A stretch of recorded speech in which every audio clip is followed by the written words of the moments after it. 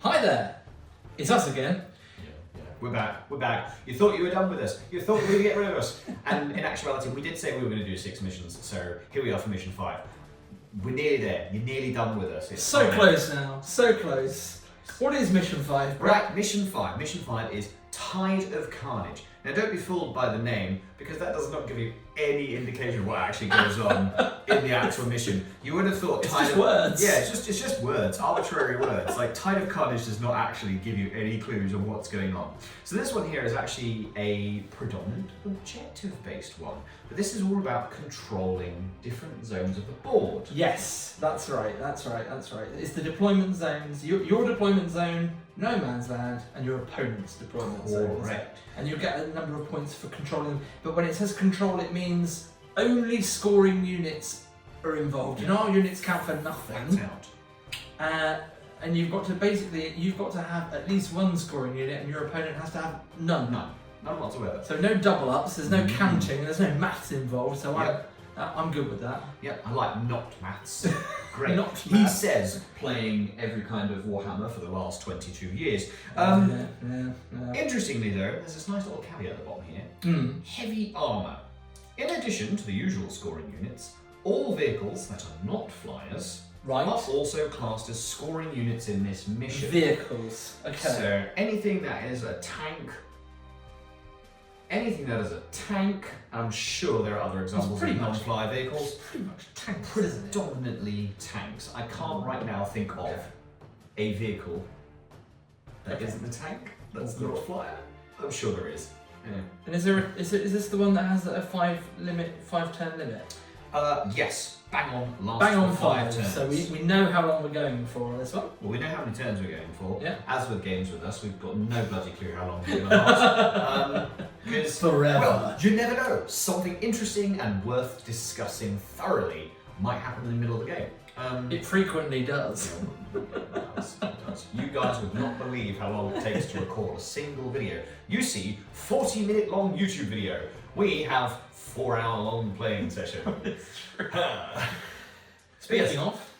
But yeah, let's get on with this probably 6-hour training session because yeah, tune into the next scene and you'll find out why.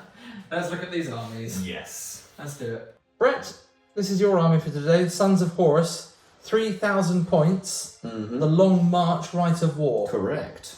Take us through it. Yeah, so I thought it would be quite nice to actually use a Rite of War this time, and correctly. Thank you to all of those in the comments who pointed out mortars don't count. We're mortars today. So, 3,000 points of Sons of Horus. What does it look like? Well, it looks like that. We have got Tactical Squad, bedecked in Rhino. Other Tactical Squad, additionally bedecked in Rhino.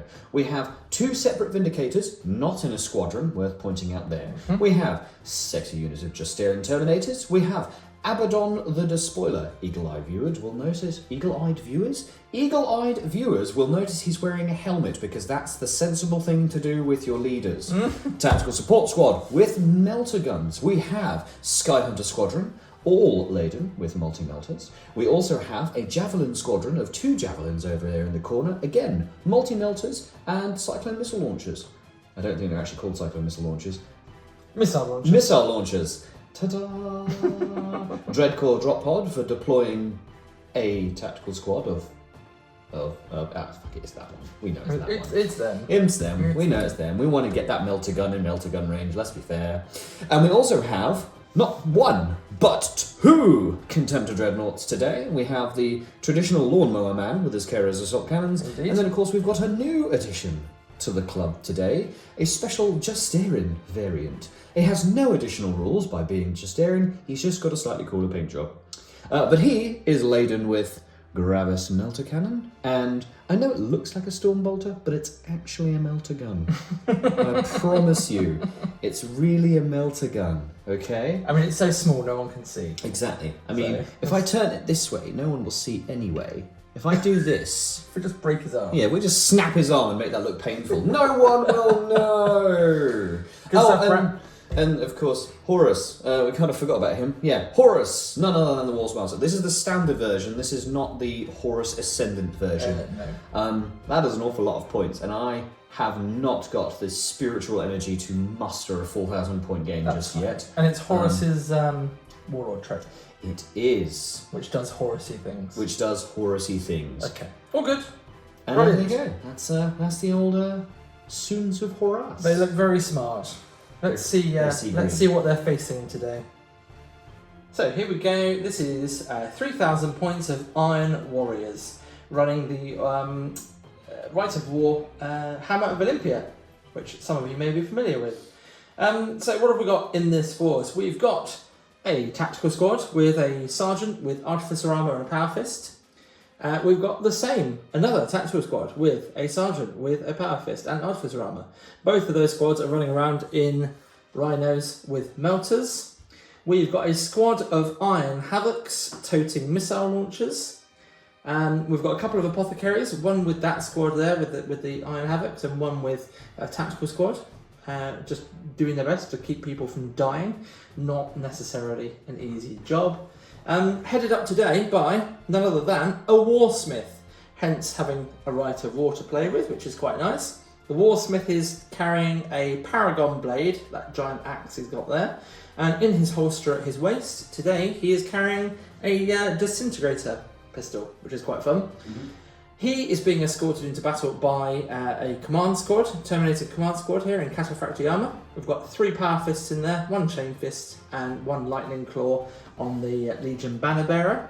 So that's quite nice. That gives them line, which is always handy. They are driving around the battlefield in this here Land Raider with gravity las cannons and twin-link heavy bolter. What else have we got? It's worth mentioning the tactical squads have replaced their bolters with shrapnel bolters, which gives them pinning at 6 inches less range. And the Hammer of Olympia gives them that rather interesting rule where they get 1 extra shot with those weapons, which is quite handy. What else have we got here? We've got the classic pairing of the 2 Leviathans. We've dropped the Siege Claw, and we've just got the Siege Drill, and we've got 2 Snippy Claws, because snip. We like snip. That's it. A new Contemptor joins the fray with Gravis Las Cannon and a Melter Fist. The Kratos, exactly as previously, with its Volkite everything. And then we've got at the back there the old Mortar team doing what they do best, shelling stuff from afar. We've also got the Siegebreaker. He hasn't got anywhere. He's still there. Probably going to end up with these guys giving them Sunder and what have you. But yeah, there we go. That's 3,000 points of Iron Warriors. That's what that looks like.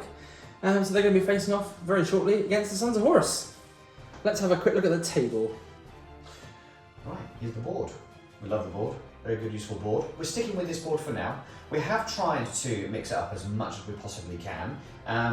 We are going to stick with this board right the way through these missions for the sake of consistency. Yeah, absolutely. Which we think is probably worth a shout. We'll look at different board tables when the season's over and all that. Yeah, that's it. We've got other boards we can roll out, but yeah. we're 5 episodes in now. Yeah, we've stuck with this board, except for that one bit where we created a new no man's land and hill there for the Titans. But we needed foot space for the Titans. That's fine. Well, they're not really Titans, are they anymore? Anywho, so today's deployment type is Hammer and Anvil. This is awfully bloody convenient because with Hammer and Anvil we've got these lovely great big huge lines which tell you where the deployment zones end. Yep. So that'll be super useful later on. Mm-hmm. Thank God we didn't end up with something like that weird one with the round deployment zone in the middle.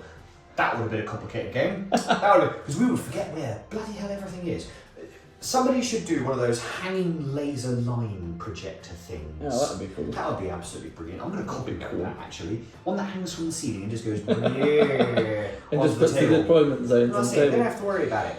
Anyway, moving on. So, Hammer and Anvil, and as we said, the objective of this game is to grab deployment zones. So here's our good old no man's land. Mm-hmm. Here is a deployment zone, and here is another deployment zone. Yep. So this should be nice and simple to keep track of that. Brilliant. All we've got to do is concentrate on just throwing models at each other and hoping we stab the other models real good. Shall we roll off for first turn for it? Oh, we're going to do this on screen? Yeah, I think we should.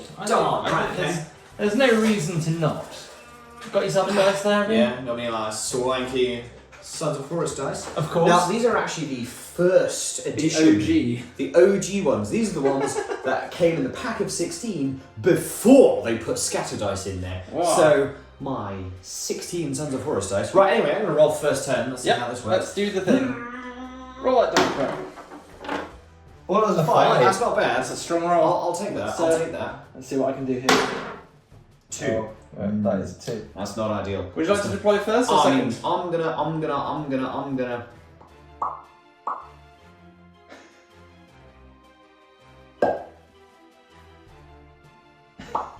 If I deploy first, I'm going first unless you siege initiative, aren't I? Yeah, that happened last time. Yeah, that's how that worked. Well, I'm gonna deploy first. I'm gonna deploy first, yeah. Do it. Yeah. We'll come back after deployment is complete. And we'll also figure out if it's night fighting before the game this time.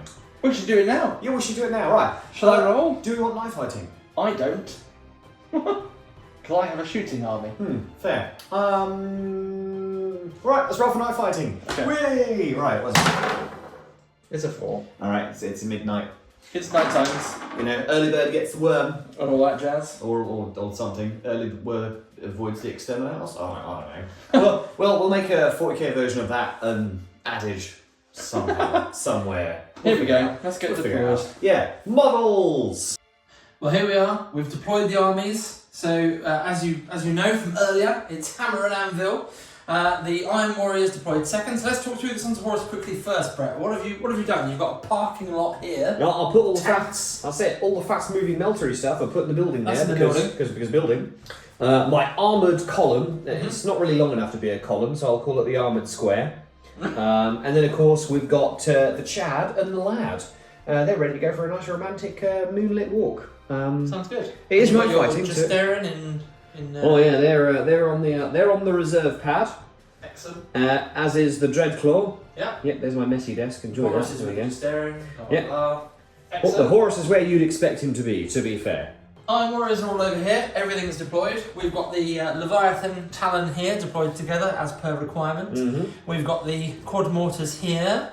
The Kratos is at the back. We've got a Rhino here. The Land Raider with the Terminator Command Squad and the Warsmith are in here. We've got the Iron Havocs up here. And Cheeky Tactical Squad here. And Contemptor on the flank, Brett. Yeah, we do like it. Yeah. Contemptor on the left wing, or the far wing. It doesn't have to be left, I suppose. Yeah. That's how we like it. Contemptor in the wings. So there's only a couple of things left to do because we don't have any infiltrators, we don't have any scouts. My warlord trait is Tyrant of the Dodecathon, and its ability is not only does it give you an extra shooting reaction, it also allows me to pick a building or ruin or whatever it is in your deployment zone and remove the cover save. So I'll pick the only building in your deployment zone. Oh, this one here. snap! Yep, so none of that for you. And I better try and seize the initiative. Yeah, you better do that. It cut twice in a row isn't possible. Yeah. So let's with the camera and everything. let's do it. Yeah, let's have a look. I don't even want to drop the camera. I don't It's even. a 1. I have to say, I didn't even want to look. I just didn't. I've just seen too many of those stupid faces on my face. Yeah, the stupid leering grin of. Right. Turn 1, Sons of Horus. Sons of Horus, turn 1. Brett, how has it gone? Surprisingly, I did stuff.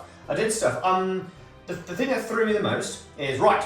Let's get into full-blown preparation presentation mode. So, as we all know, that we had the Sky Hunters and the Javelins were all lurching in the building there, but you cheekily took advantage of your special rule and was like, ha, no cover. We're making these walls invisible walls because reasons. So these guys decided, pop themselves out of the old terrain. Javelins went over this way, see if they can get some cheeky little side manoeuvre action there. And then, of course, the Sky Hunters bugger off over that way. Now, there was a bit of a plan there with the Sky Hunters. Fortunately enough, the plan came to fruition with a little bit of help. Yep, neither here nor there, but it still came to fruition. So, Sky Hunters barreled forward, started firing at the old Rhino over here. I thought, well, there's a bit of a plan there. Let's take out one of the scoring units right off at the start of the game. Grand, that's a good thing. Now, you will note that the Rhino is dead. However, that did take a cheeky punt from the old Vindicator, demolisher cannon there. And that did manage to finish it off. It did. So, it did. we took 2 whole points away from it and shook it. It was shooketh. It was but a shooketh tank. It was. 2 whole points in a shooketh result. But in the return fire affair, we lost a chap. And we nearly lost a second chap, but bolters are not so great against javelins, so we're happy with that.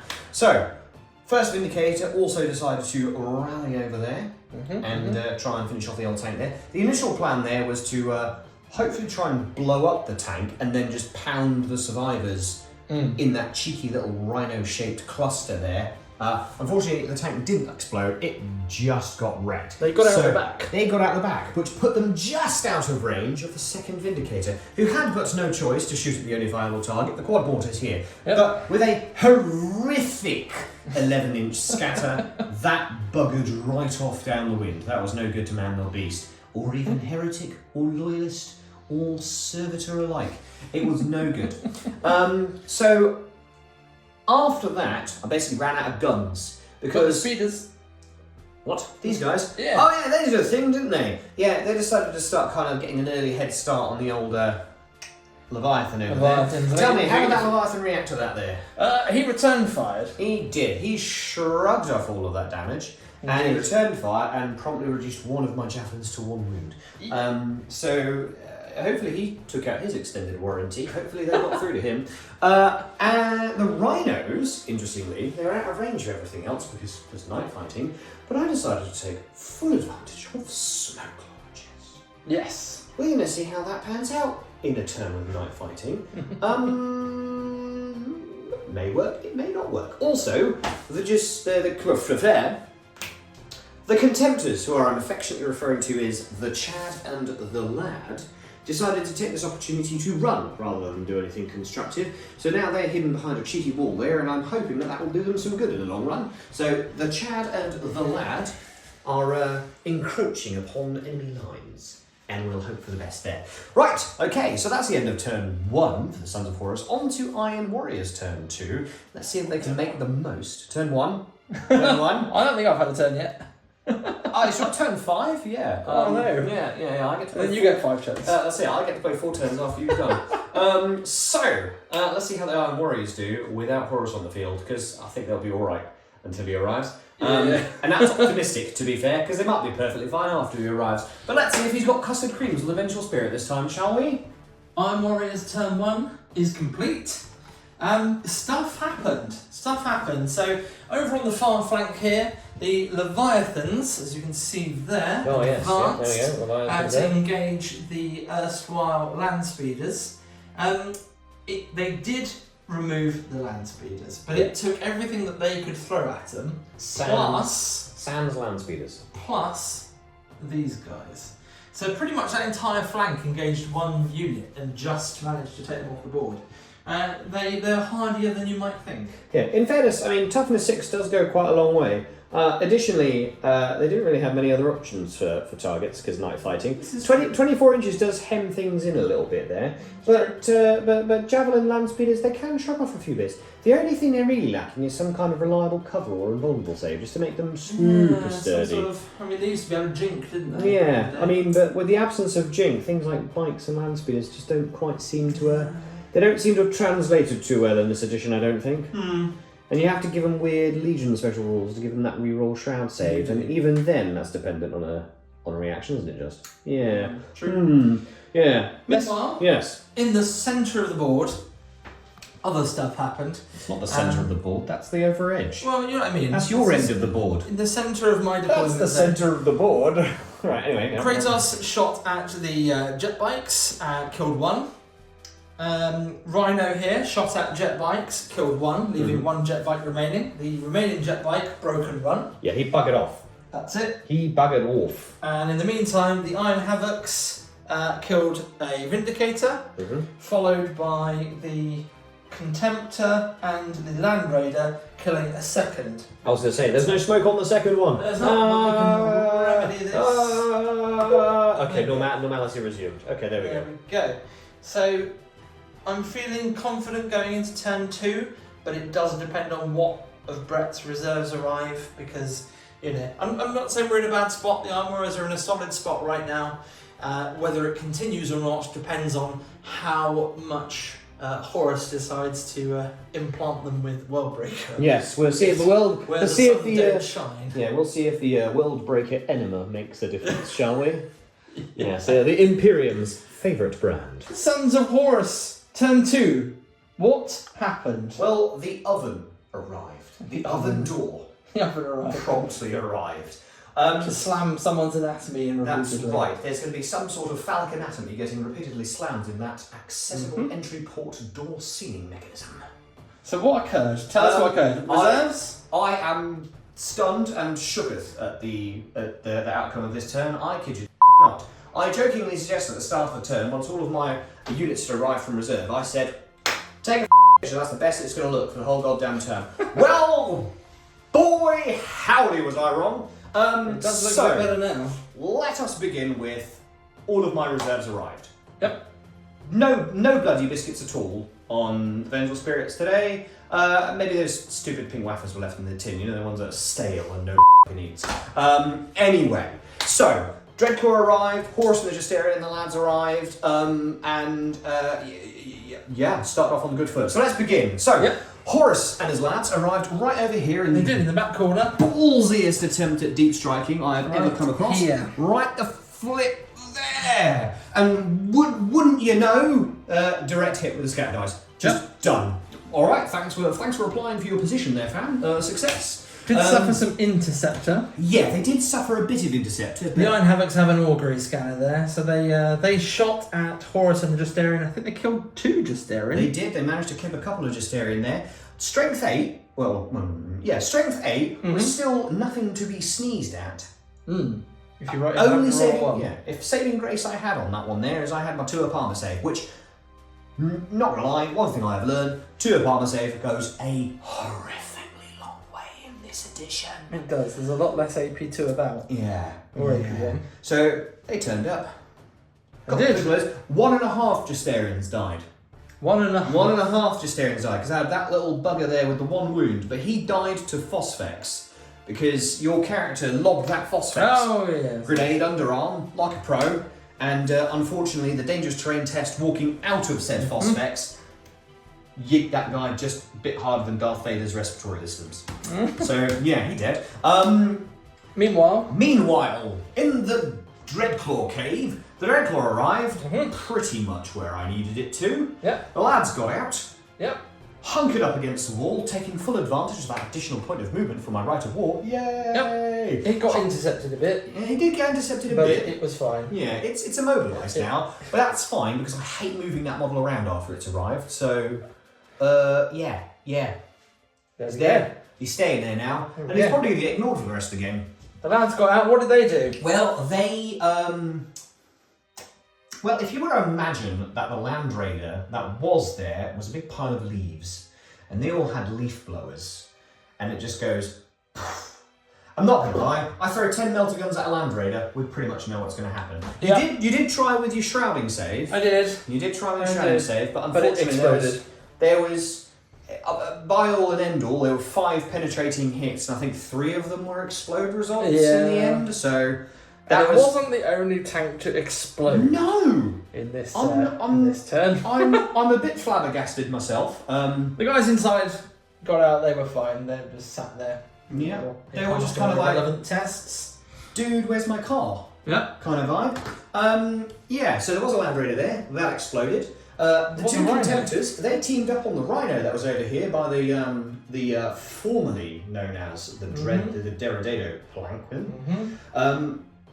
Popped that Rhino exploded. The dudes inside lost 4 chaps, failed a pinning test, and then subsequently failed a morale test. Yeah. And as they're barreling on away to the home ground of safety, the Keras decided to shoot them up bum a little bit, and I think we lost 1 more guy out of that squad after all that. At least 1. Yeah, there's only a few left.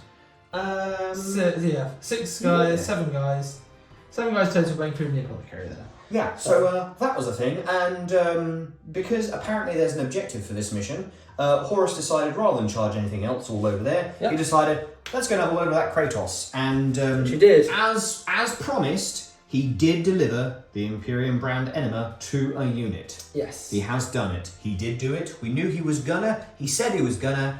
There's no doubts about how effective Horus is as a Primarch. He does things. He has a big yeet fist on a stick. So that's that. So I'm just. I mean, the Kratos exploded, didn't it? Everything exploded. It did. And you know exploded. what? That one dude. It killed a Justerian. It did. It kill the Justerin. He was just like, he was like, oh, no, mate, no, I'm not doing this. No. So he just laid down. So there we go. So the Iron Warriors are now in a bit of a tricky spot. Yeah. To be honest. Yeah. So we'll see.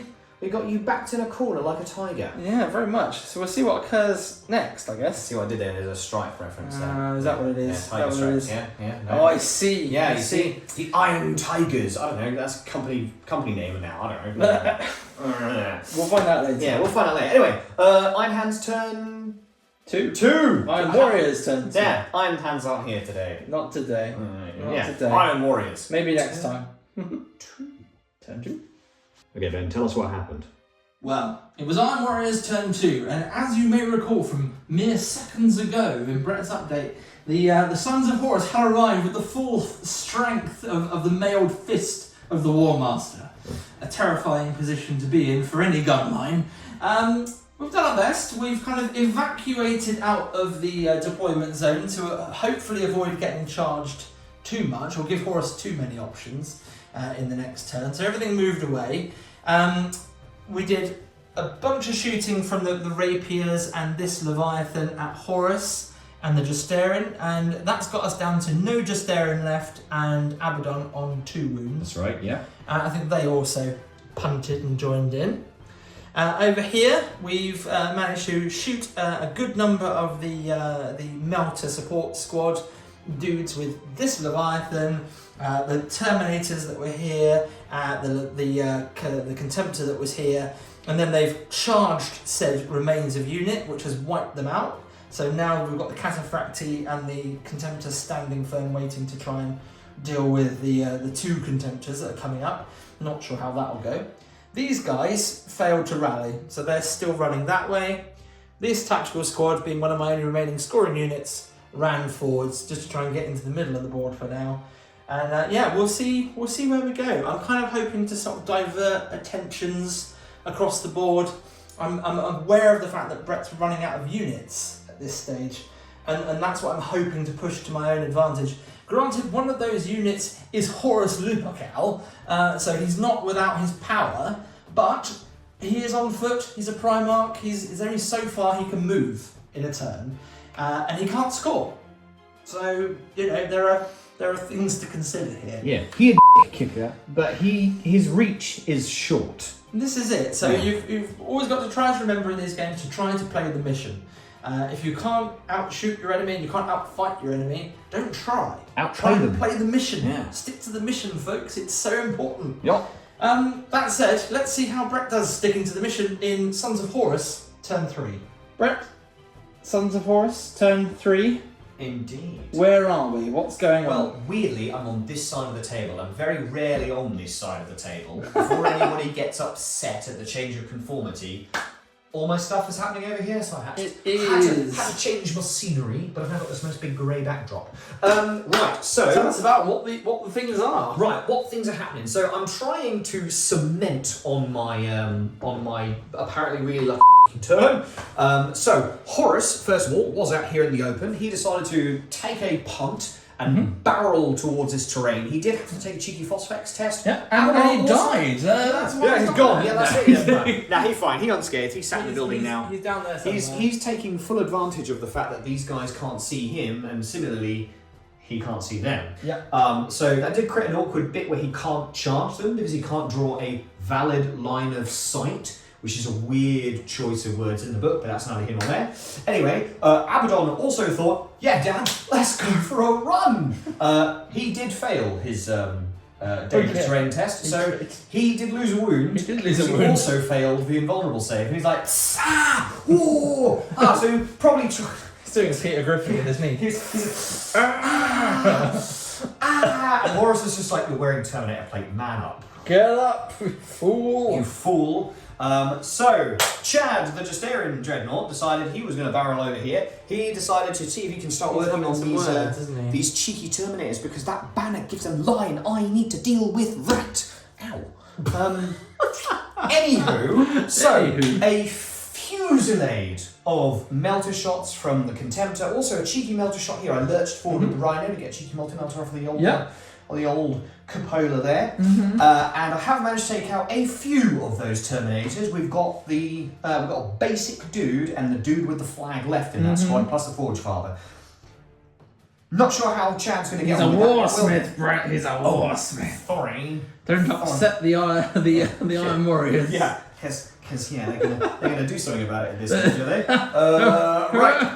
The other contender decided to do a little bit of a cheeky truffle shuffle / bunny hop / ghetto step all the way over here, and you'll notice there's a lot less of these tactical squads here. So with a combined effort of 2 Kera's assault cannons, I don't know how that was the symbol for Kera's assault cannons. But it became a thing. That's the thing for it now. Anyway, we also had the surviving soul, whatever is Shoeman, try and skirt right down the jet bike. Yeah. That's what he is. The jet bike decided to skirt down Main Street and try and see if he can do something there. He did manage to take out a dude. Yeah. He was though riddled with a hailstorm of Coke can side bullets. He was. He failed a lot of armor saves in that return fire. He died a glorious death. He got turned into shrapnel in the red spray that was formerly his internal organs, but that's neither here nor there. Horus did take a cheeky punch shot at the 2 guys that he could see. One of them's dead. Yep. Yeah, Primarch's getting allocated where the wounds go. It's quite handy. That's a really good way of getting around those cheeky sergeant shenanigans with artificial armor. So it's just like, no, not you, him. That's true. Him. So Primarchs have the rule, that guy in particular. Yeah. It's a great rule. Love that rule. What else?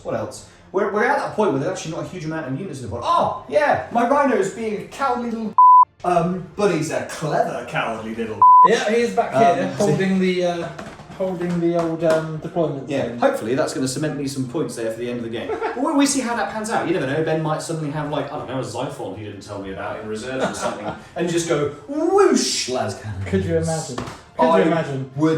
I would flip my... So where does that leave us? We've got an ongoing combat. Yeah, we've got an ongoing combat with the old contender and those guys there. These guys are still wetting themselves. They are. They need to regroup. We'll see what they do about that in a minute. Yeah. Yeah. Should we go Iron Warriors turn 3? No, we don't have to. I think we do. Yeah, we do. Yeah. Okay, right. Iron Warriors turn 3. Iron Warriors turn 3. We're there. We're done. Could have had more momentum this turn. I feel like my dice rolls aren't the best right now. The dice gods are smiting me for reasons unknown. But you know the reasons. But they're not doing too badly for Brett, so they haven't forsaken the entire game. Good example of that, in this particular turn, the Iron Havocs attempted to engage a mere Rhino, and Brett managed to save the majority of the attacks that went through. Because he evaded. He did the classic evade on a 5-up. The old Rhino bunny hop? So he lost his Storm Bolter because it's defensive weapons that you lose. Well, you lose offensive weapons first, but the Pintle mount always counts as defensive. So then it's player's choice, so he lost the Storm Bolter. It's sat in there on one whole point left. So that was their contribution to the game. The Leviathans have trudged across the battlefield to attempt to engage their opposite number in the Sons of Horus Contemptor here with the twin Kera's assault cannons. They've whittled him down to 3 wounds, but alas, nothing further. So he lives to fight another day. Over here, the Quad Mortar team have begun to shuffle their way back, partly because they want as much distance between Horus and them as possible, partly because they've noticed there's a whole bunch of windows in this building where they can see the Sons of Horus Rhino tucked away at the back of the field, but they didn't have the range to engage him. So they popped some shots off at Abaddon and Horus, doing a total of diddly squat, which is a bit of a shame. This squad failed to rally again and have continued to move towards the edge of the board. If they fail again, I think that they're going off. I see Horus is eyeing them up as well. I think he's waiting to see whether or not they rally, and if they do rally, he's probably going to introduce them to Warbreaker. Horus joke.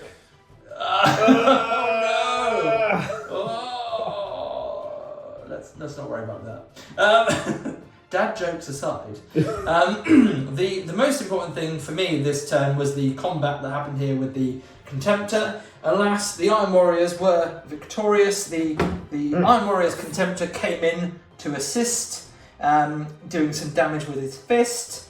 The Warsmith got in some good hits with the Paragon Blade, because we remembered that you get +1 strength against Dreadnoughts, which is very handy.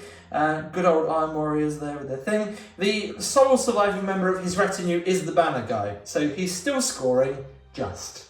All the rest of the Terminators have died to interventions from Falcus, the Justerin Contemptor. Yeah. So there we go. That is the end of Iron Warriors turn 3. We're going to hand you over to Brett for Sons of Horus turn 4. We're coming towards the end of the game because don't forget it finishes at turn 5 regardless. So let's see what happens. Sons of Horus turn 4. Tell us all about it. Yeah, I'm still on this side of the table. You are. All Your stuff is all over there. I mean, he's all over here now. Right. Did a shuffle with this guy? Yeah, did a little cheeky truffle shuffle. I'm hoping, in fairness, this is shenanigans. This is angling shenanigans. I'm hoping against hope that even if you do pop that tank later, you're going to wreck it and I've got something to hide behind. It's possible. Rhinos, the ultimate option when it comes to self-deploying terrain. Anywho, what else happened? the Keres assault cannon wielding dreadnought. Yes. He was a lad to go with his Chad, but now that he is without his Chad, he has now gone back to being the lawnmower again. Yes. Although he's not really found much grass to mow, he's found resilient 2+ armor save gits over here. So he did decide he was going to cheekily get over here, withstand the dangerous terrain test from the old Phosphex there, which he did manage to shrug off because, you know, He did. if Rylanor can do it, so can he. And that's resist the poison gas. That was a very low-key weird reference there. Anyway. Barrel over here, unloaded the Keres assault cannons into the what was left of the Forge Lord, the Forge Master. What the flip even is He's he a today? Warsmith! Warsmith! He's a Warsmith! Mechanic! He's an Iron Warriors Warsmith! You're right. Right, okay, anyway, the mechanic and his Terminator flag bearer friend, right, so he decided to shoot them a bunch and then kick them in with his kneecaps. Yeah. He did take 1 wound off the Terminator though, so that's... He did a wound. That's a cheat out of progress. The Rhino did do a little bit of a handbrake turn, so they could shoot the multi-melter there and be a bit of a later on. Effectively, all it's achieved is being a later on because it missed its shot, despite the fact that it was twin linked against the old Terminator squad. Oh, it's not. You would have thought twin link would have been reliable, but hey ho. So these guys in the corner did regroup. I gave them an opportunity to do so, and hot damn, they threw their metal into the forge and proved. Because when you charge a unit that is being charged. Yeah, when a unit's being charged and they're falling back, they get the opportunity to rally. And they did rally, only to be mercilessly cut the down. Yeah, Horus has talons, and those talons are deflagrate in this edition, which is a bit of a weird thing. Not that it needed it, because he did exactly 5 AP2 wounds to the squad. And that was after the feel no pain rolls for the apothecary, and I learned that apothecaries only have 1 wound. So it's exactly enough to surgically remove them from the board, and as per bloody usual, Abaddon bore witness and contributed nothing. Absolutely. Again. Abaddon is basically... Probably because he hasn't got any paint. He probably hasn't been painted, yeah. I was just going to make a millennial joke there, but I mean, if you like. So Abaddon is just following Horus around while he's doing all the real work. That's it. Yeah. Okay. Let's head on over to Iron Warriors turn 4 to see what we can do in the closing moments of this game. Yes. There's only one more turn after this one to go, so... Yes, only because it's absolute dead stop at the end of turn 5. Dead stop. Iron Warriors turn 4 complete. The game is being arrested in its momentum by the sheer lack of units remaining. Grinding is a good word for this. And just the fact that everything's so spread out. I mean, what you will see on the board, what's occurred here is that the quad mortars fired everything through the windows, destroying the Rhino. The Sons of Horus, the scoring unit, more importantly, have got out to hide behind the wreckage of the Rhino so that they can't really be affected. Basically, going to have to hope that I can barrage them to death. In the next turn, but it's unlikely. It's unlikely. There's a full squad there with an artificer armor sergeant, I'm told. Heck yeah. So, Better hope for that rending, fam. We popped open this Rhino, but again, didn't explode it, despite copious AP2, AP1. Absolute failure to explode it, so the squad just got out and sauntered over here. Totally fine. You've now lost every opportunity now to actually explode a tank. Yeah, so I wrecked everything. I don't care what the end result here is, you failed. I'm sorry, these are the anti-vehicle legion and you didn't blow up a single thing. There's only one thing I can say, Brett, is you're going to have to deal with more las cannons next time for blowing stuff up. Missile launchers are getting retired. All I can say is that, you know, I didn't glue them on for a reason. Las cannons. Same for the support squad. They did have plasma cannon. Plasma guns. They did. Yeah. They did. This Leviathan turned his gun on some of that tactical squad and whittled their numbers a bit. This Leviathan destroyed the Dreadclaw, again, just a wreck. I think the Iron Havocs all shot at Horus and Abaddon for a net result of absolutely nothing. The not Master of Signal, the Siege Breaker left the unit just because number of units left on the battlefield is an important thing. And what's he achieved? He threw his remaining Phosphex bomb at the two of them, scoring nothing. So then we went over to the combat, which is next to Brett there, and the big long punch-up continues. No results either way. No one scored any wounds. Punch-up's a bit of a strong term. They're shuffling each other. Yeah, you made your invulnerable save and then failed to hit me. Yeah. So they just sat there. They're just sat there. They're just chilling. And now we have Brett's turn 5, the final turn for the Sons of Horus in this game. Let's see where it puts us. Right, everybody prepare yourself because I'm about to f this up real bad. Alright, so let's see. Make the most of it. Right! So, Sons of Horus? Sons of Horus final turn. Turn 5. The final one. The fival turn. Have I managed to cement my victory? Who knows? How well have you hidden? I've got these chaps here who are still hidden behind that tank there. Hopefully they were pinned. They're now officially unpinned at the end of your turn, so they're now scoring. So hopefully nothing happens to them and they stay put, and that at least gives me my deployment zone points there later on. I've got so much. These chaps, these guys had to run. They had to just peg it, hide behind that tank there. I'm hoping that's going to give them enough cover. I'm hoping that they don't suffer or die or anything like that. We'll see how that pans out. The Kerr's assault cannon chappy over here, the lawnmower, formerly the lad, still knee scraping over here with these guys. Yeah, although I did take 2 wounds off you this time. Oh yeah, you did. That is correct. Yes, the Praetor did manage to get through with his Paragon blade, and he did manage to roll a 5 and a 6. So he did inflict an instant death, which only did 1 wound, and he did also manage to get through with that cheeky wound of 5. Anything more than a 1, and that would have been it. Yeah, and he would have just been done. Meanwhile, Horus and Abaddon. Yeah, they've decided. Yeah, that's it. They've done their successful. Although now, you know, Abaddon has now left the band, and he decided to branch out on his own. That managed to achieve a big fat whiff of naffle because he failed his charge to get into the lad here. So all he's done is... In fairness to Abaddon, that guy did run away. Yeah, he did. When Abaddon came near him in the movement phase. But that does mean that Abaddon has successfully surged threateningly towards him. The Warmaster's down here. Oh yeah, Warmaster got shot at a bit. He lost 3 wounds in one big pump. Oh, hold on. At the end of my turn, it will not die. Yeah, no, he's fine. He's got 3 wounds left. Yeah, I always forget that. I always forget. I appreciate why it's at the end of the turn because I'm more likely to make the most of it, and I'll actually benefit it from more likely. Because I can always get top during my turn, I guess. But I always forget because it's the end of the turn. So is it hang on for dear life now as we see if the Iron Warriors can claw something out of their fight? Let's hope that you fluff every single one of your dice rolls. I pray. I've been doing a pretty good job of it so far. Pray to the dice gods, all 4 of them. All 4 of them. I'm sure there are like 4. Well, it makes sense actually that there is a dice god for every single type of dice out there. So, like a D2, a D3 dice god, a D6 dice god, a D4 dice god, a D12 dice god, a D20 dice god, who's probably the most popular at the moment. But I drop to my knees and beseech the D6 dice god. Him up.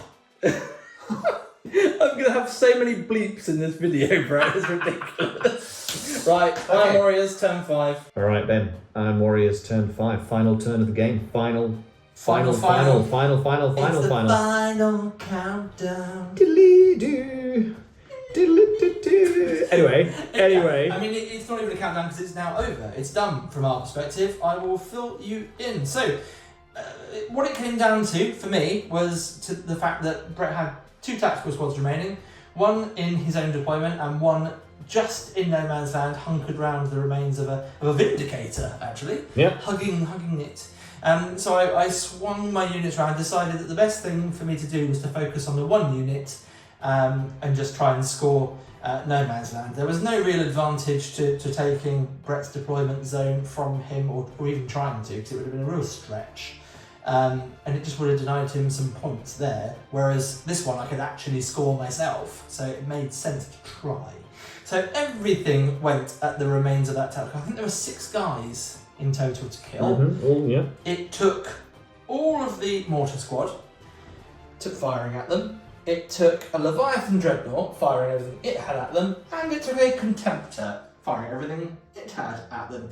Because Brett's saves have been incredible. On fire! Absolutely on fire. So even with all of that combined fire, there was still one guy left. The only thing that could draw line of sight to him was 2 of the Iron Havocs.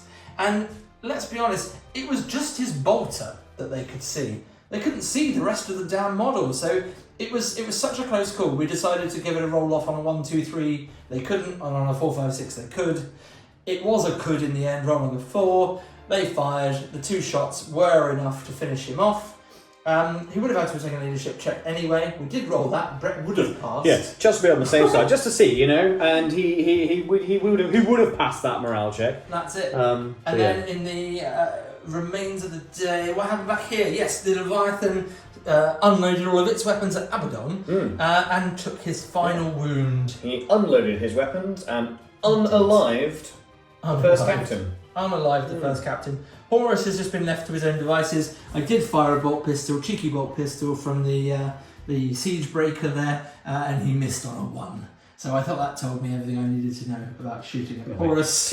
Yeah, don't try me. Just don't. Absolutely. And then in the final remaining assault of the game, we had the Sons of Horus Contemptor continuing to fight the Warsmith and his remaining friend and ally, the... what are they? They're a command squad, aren't they? The mechanic. Damn it, Brett! The Warsmith and his friend with the banner. Oh yeah, the mechanic and the flag gun. The friend with the banner is a scoring unit and has line. Chapter Ancient. The remaining tactical squad fell back into my deployment zone. Important for later when we tot up these points. So, that was the end of Iron Warriors turn 5. I feel like the game swung wildly. I feel like my Brett's turn 1 was excellent. My turn 1 was also excellent. I mean, let's talk about it in the summary. Let's go to a summary. Yeah, let's do that. And talk it through. Well, there we have it. That is mission 5 over and done with. Yep. We're so nearly there. There's only one more to go. Let's have a chat about this game, Brett. I feel like it was very swingy. Yeah, it went all over the place. That was probably one of the one of the best games I've had with Sons of Horus in a long time, because it wasn't just an absolute crumple. It wasn't horrific for me from the first turn. I enjoyed Horus flipping the Kratos, just... Yeah, it was like, yeah, nah. So we have one of these situations again where everything you touched exploded and everything I touched got wrecked instead. Yeah, you wrecked all of my I'd love to explode a vehicle at some point. That'd be great. Just thunderous columns of smoke in the distance here, and that's where all my tanks are, at least, you know. Hey-ho. So you had a decent turn 1. Yeah, pretty decent turn 1. Turn 2 I had a pretty solid turn 1 as well, I think. Yeah, I can't remember a huge amount of what you did. If only we recorded it somehow, and there was some sort of archived footage that we could refer to at a later date. To me, the game felt swingy. I wish that my dice rolls had been a little bit consistently average instead of consistently poor. I think that really held me up quite a bit. You're trying to hide that. I just realised they're right there, and anybody who's impatient can just count it. Oh, but they don't know who's. Who's going to hide these ones? Yeah, you don't know who's whose. I'm just going to hide them. On that subject, let's talk about the scores. Let's top the digits. And we'll focus the numbers. You got 1 victory point, out of the whole game. One, that's just yours, that's that one. was it. Yeah, it was one. And you just get that for two. No, I'm kidding. Right. So hold on a minute. Let's start here. So I managed to maintain my own deployment zone. You did? So I got me those 3 victory points there. That tactical squad. I would continue totting up my points, however, that was it. Done. Right, okay, so Ben, you did, however, get your deployment zone. You managed to cheekily do a backslide and get that there. I somehow managed to keep 4 tactical marines alive. Yeah, that was a good manoeuvre on your part there. They came out of the squad that you popped that rhino on turn 1. Right away. They kind of just like did a bit of Yui there, didn't they? They survived the whole game somehow. Not killing them, as it turned out, was a mistake. Not killing them turned out was a mistake, because that just got you those 3 points there. Yeah, that's a good points. Although, to be fair, really good decision on putting them back into a deployment zone, because if you'd just left them hiding in this building here in the middle there, all it would have done is just further cemented no man's land for you. Because as it was, the herald, not the herald, he's not a herald, he's a Legion standard bearer guy in the retinue. He's still lying. Yep. And we did manage to kill that last remaining tactical marine from that squad. Yeah. So if you had left them in no man's land, you would have just further cemented points you've already got. So on the subject there, 5 victory points there, because Ben did manage to good old no man's land. Secure no man's land. Okay. And then the final bit of pointage there is this one here. What the flip did you get this for? Well, we got attrition. Secondaries. Yeah, that's it. Secondaries attrition. I was like, what the flip is this? So I have 3 models left on the board. Horus, the Contemptor, and Tactical Squad. Yeah. Whereas Ben has a shitload more. They're all absolute shitload more. Like there's 3 guys. There's 3 units over there just glaring at Horus from the balcony. It's like a really twisted, like reversed mirrored version of Romeo. Is it the leering face? The leering face of the Iron Hands. I'm Horus. That's it. Whatever they are. Whatever they are. Whoever they are. Tin lads. I don't know. The orcs had the right idea. Mechanics. And mechanics. And mechanics and engineers. No, they're not engineers. And neither of us got to slay the Warlord. No, my Warlord was too hard. The Warsmith, and yours was Horus. I'm amazed that you actually made him the Warsmith, because you're not normally one for sticking your Warlord in the middle of the fray. No, it's true. Normally it's like, I'm going to put the Warlord at the back and make you work for him. Yeah. Normally with my Iron Warriors, that's very true. It's usually the Siege Breaker. But having expanded the army out to 3,000 points, I wanted a nice, cool leader to lead the troops. Oh, that's very true. Stop getting conversation, but to lead the troops forward in battle and do the stuff. So I wasn't overly impressed with him, I have to say. That siege squad was rubbish. Yeah, it did nothing. It missed every single time. The what's it called? Servo arm. The servo arm missed every time. I think, in fairness, hitting a dreadnought with a paragon blade repeatedly was going to be a recipe for disappointment, because I don't know. I defer you to the last video. Where hitting a dreadnought repeatedly with a paragon blade actually works. Works for some, not for others. Oh, look, I referred to another video, so now you're going to have to watch it if you haven't. That was our previous one. That was Mission 4. That was the Iron Hands. That's where the Praetor had clearly watched too many anime series and decided that he was going to have Tori Hanzo his way through that. It was a good game, Brett. Thank you again for another tremendous battle. What does actually put the cumulative scores for all 5 games so far? What does that give us? Well, I believe, and this is off the top of my head, I believe I won the first one. Yeah. And I believe I won the second one. Yeah.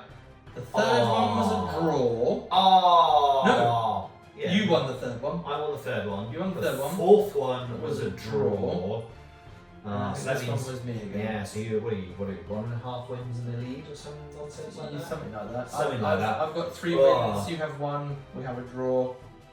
But you know what, I'm willing to put it all on the line for our final battle in the War of Lies. Mission 6. War of Lies. Okay. We haven't looked at it properly yet. Yeah. We've been told that it is a little bit less weird than the previous edition, but I'm looking forward to playing it.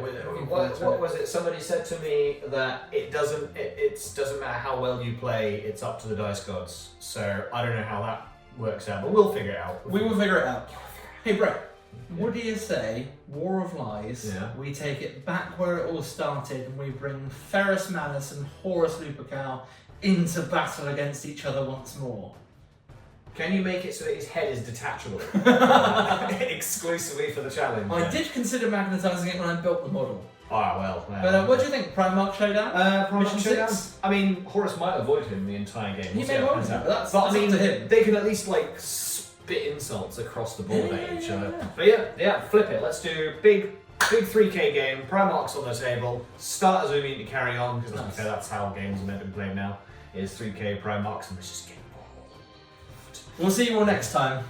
Take care, like, subscribe, leave us a comment below if you're enjoying the videos. Also, comment on Ben's lovely t-shirt. Oh! There's the actual logo there. I was going to wear mine, but I didn't wash it. So I might wear it next time. Next time. Yeah, you'll just have to Next deal with time. normal t-shirt until I'm normal. Yeah, we'll have matching outfits next time. It'll be great. Until next time, everybody.